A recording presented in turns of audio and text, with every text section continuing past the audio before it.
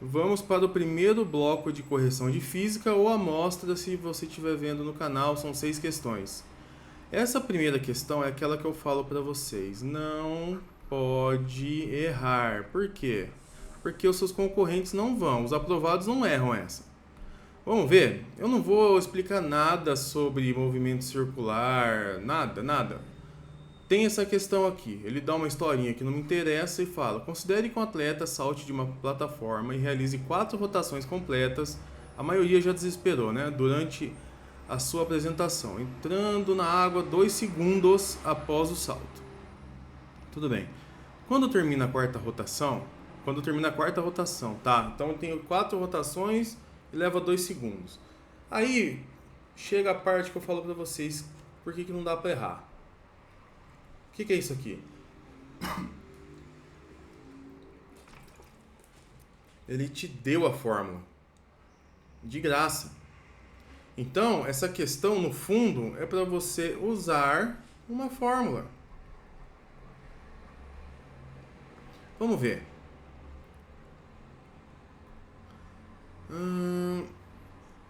Tá, sabendo que a velocidade angular, tá? Então isso aqui eu não sei. Isso aqui é velocidade angular. Para a realização de n rotações é calculada por essa expressão aqui, ó. Beleza. Em que n, olha, ainda fala. N é o número de rotações, ΔT é o tempo, número de rotações. Ó. N é o número de rotações. Olha aqui que ele deu. E ΔT é o tempo. Olha aqui o que ele deu. Em segundo, assinale a alternativa que representa a velocidade angular das rotações desse atleta em graus por segundo. Olha, ainda deixou graus por segundo. Ó, por segundo, não precisa nem converter nada. Vamos usar a fórmula aqui. Velocidade angular igual a n vezes 360 sobre ΔT. O que é o n? São os números de rotações, segundo a própria questão. 4 vezes 360 sobre ΔT. ΔT é o tempo. Quanto tempo levou? 2 segundos. Pronto. Acabou. Simplifica aqui, ó. Divide por 2. Fica 2 vezes 360. Igual a 720. Então essa é a velocidade dele. Velocidade angular em graus por segundo, 720 graus por segundo. Letra B, corre pro abraço. Então não precisa desesperar, gente. Essas questões, seu olho tem que brilhar, tem que ficar feliz. Nossa, não acredito, uma questão de fórmula. Ele vai te dar tudo o que você precisa. São as melhores questões para vocês. Próxima, ele fala aqui da Jabulani. Ele está falando basicamente que o Roberto Carlos aqui na Copa deu um chute e fez essa curva aqui. Aí ele fala assim: suponha que na Copa de 2210 a humanidade tenha desenvolvido uma tecnologia suficiente para realizar a primeira Copa do Mundo na superfície da Lua. E um atleta cobre a falta da mesma forma como Roberto Carlos na França. Assinale a alternativa que representa a trajetória da bola nesse novo contexto. Bom, a da Terra eu já sei, né? Essa aqui. Aí eu tô na Lua. Gente, na Lua, ó, se eu não sei nada, na Lua vai ser igual? Não, né? Já não pode ser. Vai fazer curva assim? Não tem como, gente. Não tem como. Isso aqui vai ser um pouco para a esquerda, improvável. Como você saberia a diferença de Lua e Terra, então? Improvável. Eu não marcaria essa. O que eu trouxe aqui? 2 quadrinhos. Por quê? O que não tem na Lua e tem na Terra? Atmosfera, gente. Seja a bola aqui, ó. A gente tem a bola sendo jogada. O que nós temos aqui? Fluxo de ar. Ar. A gente tem uma parte com baixa pressão, pressão mais alta e pressão mais baixa. Mas por que eu tenho pressão mais alta e pressão mais baixa? Porque eu tenho fluxo de ar.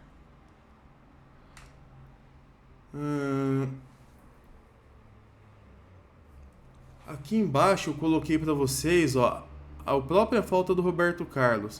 O que eu tenho aqui, ó? Pressões de baixa temperatura e alta temperatura. Mas o que são essas linhas aqui? É o ar, gente. E eu só tenho ar quando eu tenho atmosfera.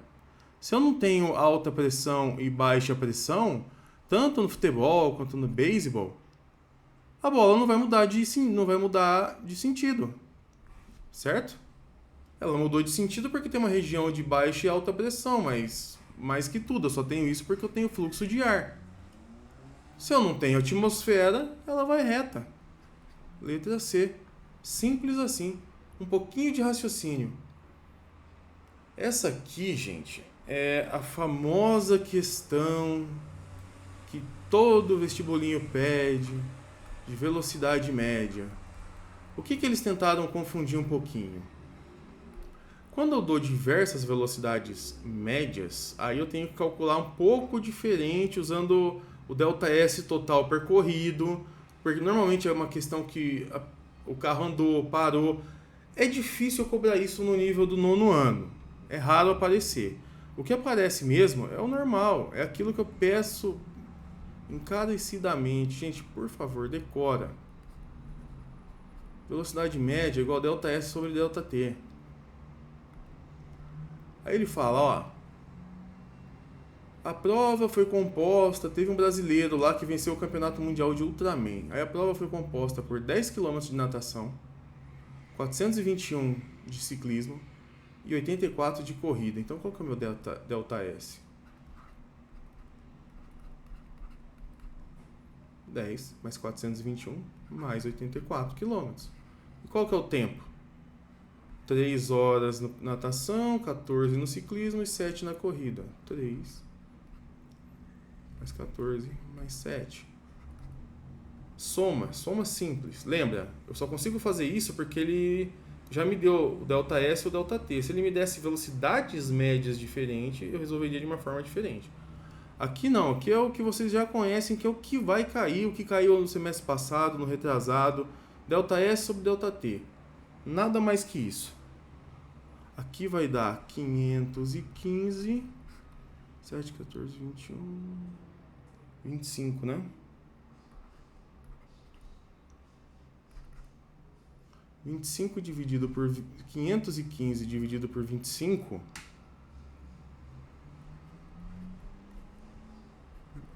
quilômetros por hora. Ah, professor, não tem lá, lembra, ETEC adora isso aqui, aproximadamente.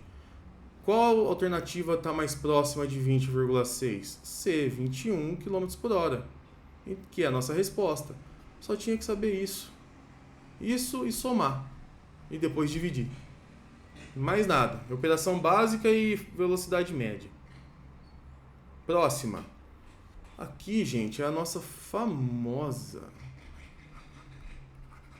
Lei de Ohm. Voltagem, ampere é a corrente, ohm é a resistência. Então você tem aquela famosa fórmula.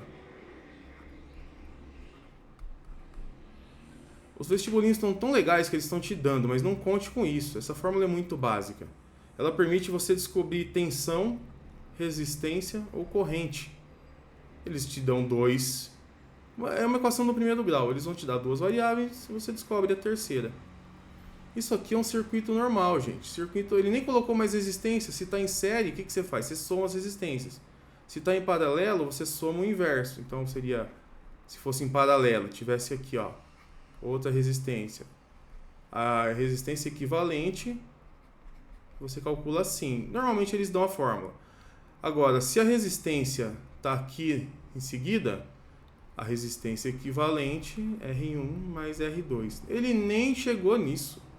Ele deu o circuito mais simples possível. Quando você fecha dois pontos com uma tensão aqui, você tem o que a gente chama de DDP, diferença de potencial. Aí você vai ter uma corrente medida em ampere. A corrente a gente chama de I, medido em ampere. Tem uma resistência aqui em ohm. E essa DDP aqui tem uma certa voltagem. Tá bom? Qual que é a diferença? Em vez de ser uma linha só, ele só fez um circuitinho fechando, ó. Poderia esticar isso numa linha? Então vamos lá. Vamos usar a fórmula aqui. U igual a R vezes I. E ele ainda falou para você que é micro. 10 a menos 3. De novo. Notação científica. Se você não sabe nem isso, sua vida vai ser muito difícil. Então tem que saber. Notação científica, gente, é um número que está aqui entre 1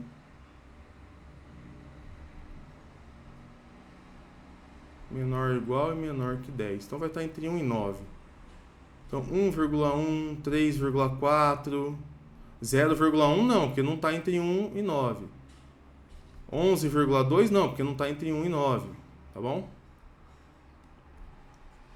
Além disso, você vai ter uma potência de 10. 10, por exemplo, 1,1 que multiplica 10 à terceira, ou 10 a menos 3.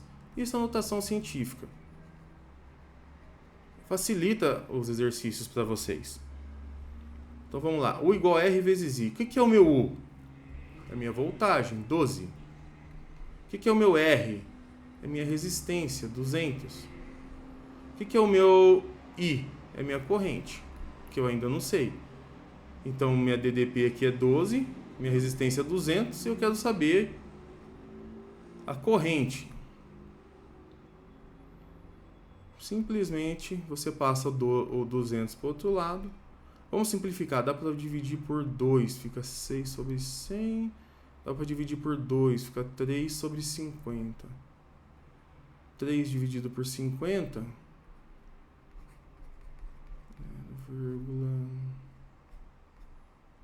0,06 0,06 amperes. Pronto, achou sua corrente. Mas ele quer em miliamperes. Ah, professor, eu não sei, como é que eu faço? Como é que eu converto um negócio desse? E agora? Eu cheguei tão perto. Primeiro, se eu vi 6 aqui, eu já ia escolher. Porque tem 6 aqui, pô. Isso é o mínimo. Mas tudo bem. 6 vezes 10 a menos 2. É isso aqui, tá? Então, mas eu não sei converter. Ele já te falou aqui que 1 miliampere equivale a 10 a menos 3. Ah, é 1 vezes. 1 vezes qualquer coisa é qualquer coisa. Nem precisa colocar 1. 10 a menos 3 amperes. O que eu tenho? 6 vezes 10 a menos 2. Quanto vale? X multiplicando em cruz é igual a 6 vezes 1, né? 6 vezes 10 a menos 2. O 10 a menos 3 vai ficar aqui. Vou passar ele dividindo já. Já que está multiplicando, eu passo para o outro lado dividindo. X igual a 6, que multiplica 10 a menos 2. Passei para cima, o menos 3 fica mais 3. Agora a propriedade de potenciação. Você mantém o primeiro, mantém a base e soma os expoentes. Menos 2 mais 3, 1. Então vai ficar 6 vezes 10 a 1. Isso é o quê? 60 miliamperes. Tá bom? Letra A mesmo. Percebeu que eu precisei de notação científica? E saber a fórmula da lei de Ohm?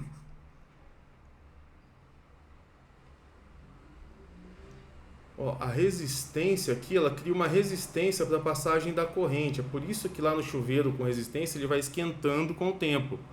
Você transforma a energia elétrica em térmica. O volt está tentando empurrar, mas tem uma certa resistência para a sua corrente passar. Por isso esquenta. Vamos para a próxima aqui, penúltima. Ele fala de um skatista aqui, né? Ele vai andar nessa rampa aí, ó.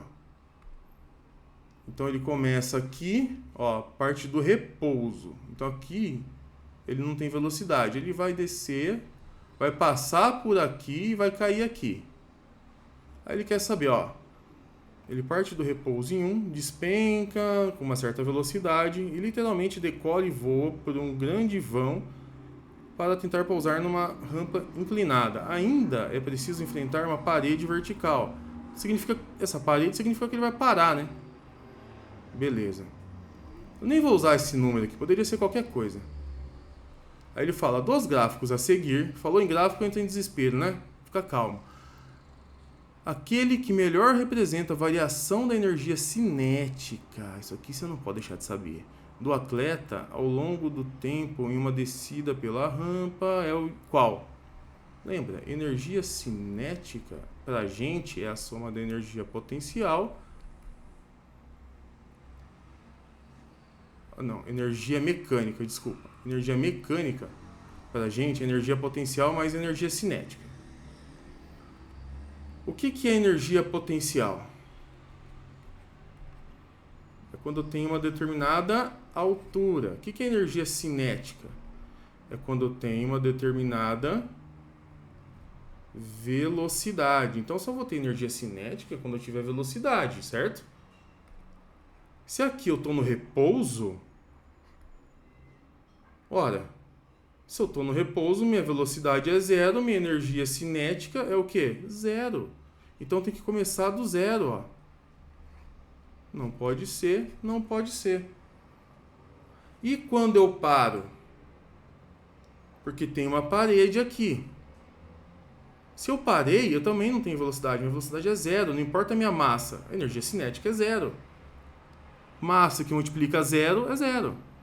Então no final também tem que ser zero. Não pode ser aqui. Então eu fiquei entre D e E. Beleza? Aqui em cima eu tenho só energia potencial. A partir do momento que eu comecei a descer, eu ganho velocidade máxima aqui. Isso, e pulo. Não é isso? Olha, minha energia cinética nunca vai ser zero, porque eu tenho velocidade aqui, velocidade, passo pelo 2 com velocidade. Eu só vou perder minha velocidade no 3, quando eu parei. Então nunca minha energia cinética, que é o que ele quer, vai ser zero. Para ela ser zero, é só no começo e no final, nunca no meio, porque no meio eu não parei. Eu estou em velocidade até o fim do começo, quando eu saio eu ganho velocidade e eu só perco velocidade quando eu paro na parede. Então nunca vai ser zero. Então é a letra E, não pode ser zero. Só pode ser zero antes de eu começar e depois que eu terminei. Então aqui eu tenho energia cinética. Toda vez que eu tenho velocidade, eu tenho energia cinética. Beleza, deixa eu ver. Aqui ela é máxima, mas quando eu subo aqui de novo, se eu subir, eu perco um pouco de velocidade. Por isso que cai um pouquinho aqui. Mas depois eu ganho de novo. Quando eu desço aqui, ó. Por isso que eu ganho, sobe de novo. Percebeu? Sabendo que no início é zero e no final é zero, eu já ficaria entre D e E. E percebendo que depois que eu comecei, minha energia cinética no meio do percurso nunca é zero. Porque no meio do percurso eu tenho velocidade. Por isso, alternativa letra E. O que eu precisava saber aqui? A fórmula da energia cinética. mv² sobre 2. Porque eu preciso saber que tem velocidade. E quando ela é zero e quando não é. Só isso. Sabendo a fórmula. E quando ela, nessa rampa, ela é zero. E quando não é, ela é zero aqui e aqui. No resto do percurso, não. Já chegava na alternativa. Nada demais. E a última aqui, que é aquela clássica. Estática é um negócio que, quando eu estava fazendo, eu não gostava de estudar. Mas eu descobri um truque, que é exatamente esse tipo de questão. Ele te salva em estática. É o que mais cai. Eu coloquei um exemplinho aqui. Quando eu tenho uma gangorra, para ela estar em equilíbrio, pensa, eu tenho peso A aqui e tenho peso B aqui. Eu tenho que deixar ela em equilíbrio. Sabe como que eu faço isso? Peso A vezes a distância do A até o eixo, que é D, igual ao peso B, vezes a distância de B até o eixo, que é 2D. Acabou. Isso aqui resolve sua vida. Acabou. Vocês vão ver agora. Tem essa balança aqui. O meu eixo na balança é o ponto P. Aí eu tenho duas massas. Uma aqui, que vai fazer um peso, e um massor, que é o peso 2 aqui. Então, o que eu acabei de ensinar a vocês? Ah, detalhe, ele fala o peso da balança, fala o peso do marsor e fala também, deixa eu ver. Ah, e dá uma distância, só vai ficar uma equação de segundo grau pedindo D aqui. Vamos testar? Ó, considere que no prato dessa balança tenha 3 quilos, a distância D do marsor em relação ao ponto P. Essa distância D aqui ele quer. Vamos fazer? Peso 1 vezes a distância 1, que é 8. Eu vou deixar 8 porque ele quer em centímetros, mas normalmente eles pedem em metros. Você tem que saber que 1 centímetro, 1 metro tem 100 centímetros, né, gente? Então seria 0,08 metros. Para facilitar, ele ainda deixou em centímetros. Peso 1 vezes distância 1 igual a peso 2 vezes distância 2. O peso 1 é o peso da balança, 3 quilos. A distância 1, 8 centímetros. Ele quer em centímetros, vamos deixar 8. O peso 2 é o massor, 0,6 quilos. Estou pegando, perceba, eu estou pegando os dados daqui, da questão. E o D2 é exatamente o que ele quer, a distância. Como que eu faço agora? 3 vezes 8. O 0,6 está multiplicando o D, passa dividindo. 0,6 igual a D. O 0,6, vamos deixar em notação científica para vocês verem mais fácil. 0,6 é igual a 6 vezes 10 a menos 1. Isso aqui é 0,6. Só para cortar aqui, ó, o 3 dividido por 3 dá 1, dividido 6 por 3 dá 2. Então, meu D vai ficar 8 sobre 2 vezes 10 a menos 1. 8 dividido por 2 dá 4. O 10 menos 1, gente, quando eu tenho assim, ó, é a mesma coisa que quando ele subir aqui o